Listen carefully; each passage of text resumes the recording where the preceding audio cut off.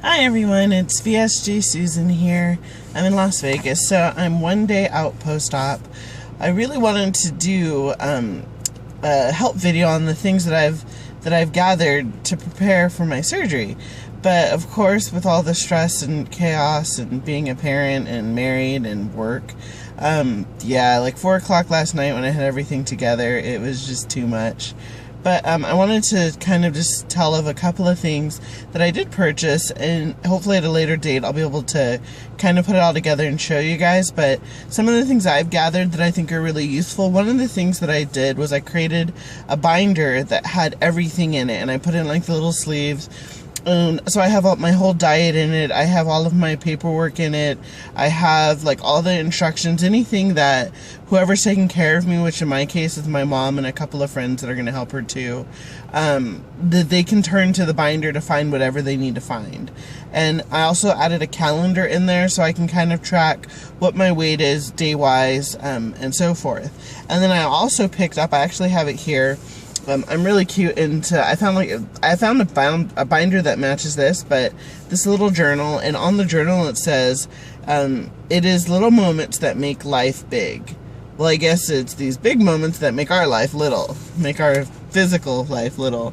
So I'm going to use this as my food journal, tracking, what I eat every day, tracking the quantities. So at a later date, if I need to, if I'm not getting the results I want, I can look to kind of see what's happening. Also in it, I'm gonna do this tonight, but I put an area like on the front page where, see, there's kind of some notes. I put an area on the front page that they'll list my weight today, and I'll take my weight again tomorrow morning. But tonight, one of the things I'm going to do is to do my body measurements, and I'm going to measure everything from my neck to my upper arm, lower arm, wrist, bust, ribs, waist, hips, upper thigh, lower thigh, calf, and ankle.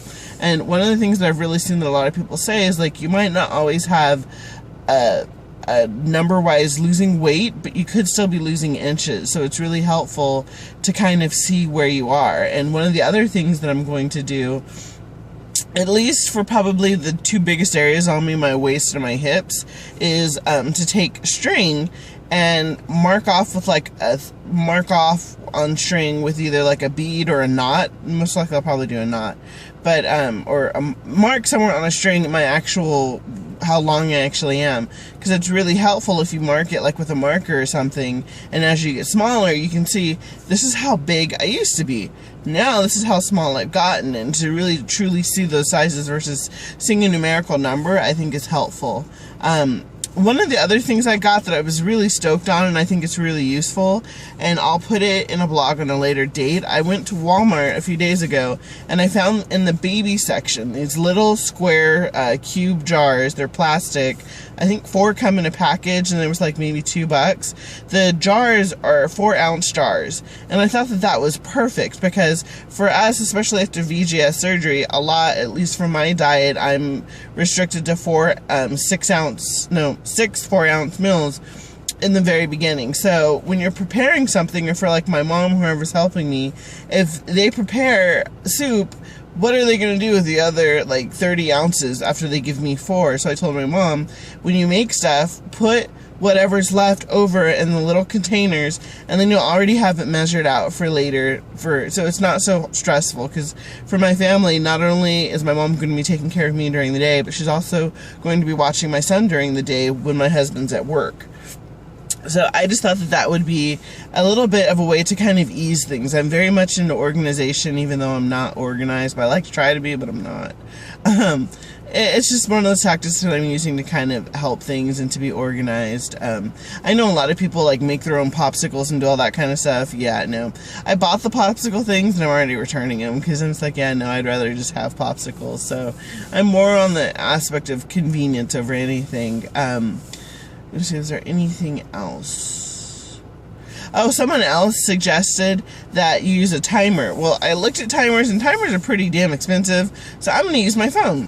So one of the things they said that you're not supposed to drink any water a half an hour before or a half an hour you eat, and on a lot of things you're supposed to eat it over a half an hour. So I'm going to get into the habit of just using my phone as a timer, setting the alarm so that I have something to track how long things are. And for me, I think one of the hardest things is going to be not drinking water. So that, or not drinking water or not drinking fluids while I'm eating. So that's pretty much it. I'm taking a break. I gotta go into work. I'm finishing my last day. I really wished I would have took today off.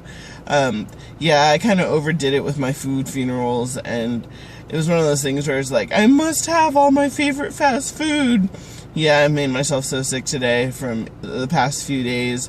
I thought I ate a lot of fast food until I started eating only fast food the last few days.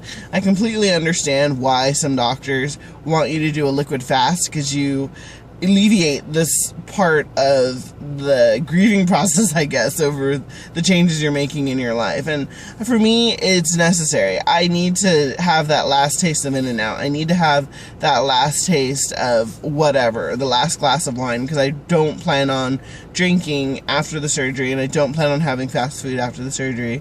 Just because for me, I know it's a trigger and it's too much of a temptation, and a little turns into a lot, and simplified things turn into bigger things, turn into adding weight on, turning to back to where I used to be 5 years from now.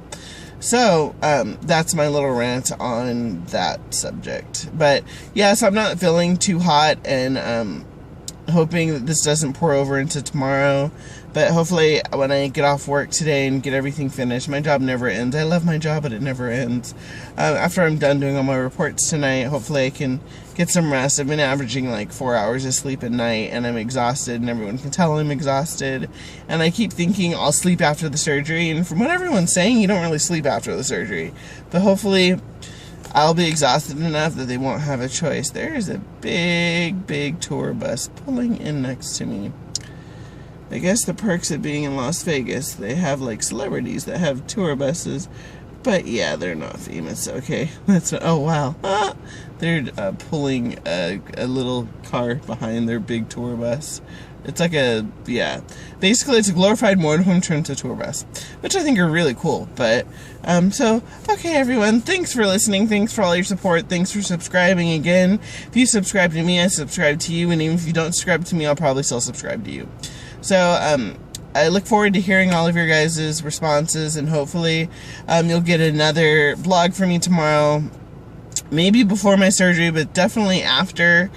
I will probably be very loopy, but I want to share this experience because I know a lot of you are looking forward to this experience as much as I did for the past 2 years. And I'd like to give as much information as I can to make it easier. But I promise.